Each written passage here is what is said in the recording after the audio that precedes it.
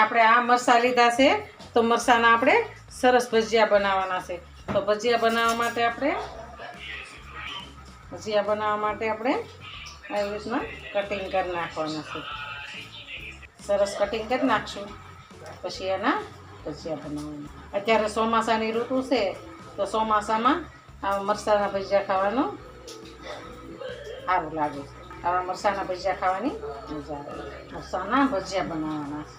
ભાઈ તમને કહું, આ મસાલો તમારે કરવાનો હે. આપણે અંદર લીંબુ નીસોવી નાખીશું. આપણે અડધું લીંબુ નીસવી નાખવાનું છે. સ્વાદ પ્રમાણે મીઠું નાખવાનું, સ્વાદ પ્રમાણે થોડીક ખાંડ નાખવાની છે. આપણે ધાણા જીરું નાખવાનું છે. આપણે ઉપર થોડીક હિંગ નાખવાની છે. હિંગનો સ્વાદ સારો આવે છે. આપણે ઉપર લીલા ધાણા એડ કરીશું. લીલા ધાણા નાખીશું. આપણે એમાં ચણાનો લોટ નાખીશું. ચણાનો લોટ આપણે નાખીશું. ચણાનો લોટ નાખીને આપણે એને હલાવી લેવાનું. આપણે આને સરસ મિક્સ કરી દઈશું. લીંબુ નાખ્યું છે. લીંબુ એટલે એનો સ્વાદ સરસ આવે છે. આપણે આમાં થોડું પાણી એડ કરશું. આવા ભજીયા ખાવાનું ચોમાસું હોય ત્યારે ખાવાનું મન થાય છે.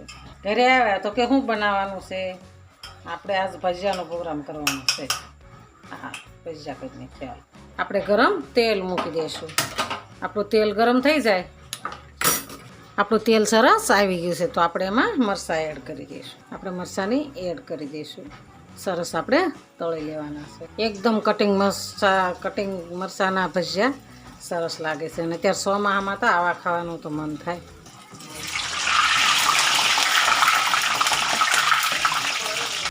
આપણા સરસ તળાઈ ગયા છે તો આપણે એને બહાર કાઢી લઈશું. એકદમ સરસ તળાઈ ગયા છે. આપણે એક પેનમાં બહાર કાઢી લઈશું.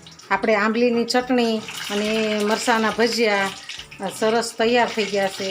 તો હાલો ખાવા. આ મારો વિડીયો ગમે તો લાઈક, શેર અને સબસ્ક્રાઈબ કરી દેજો. રાધે રાધે.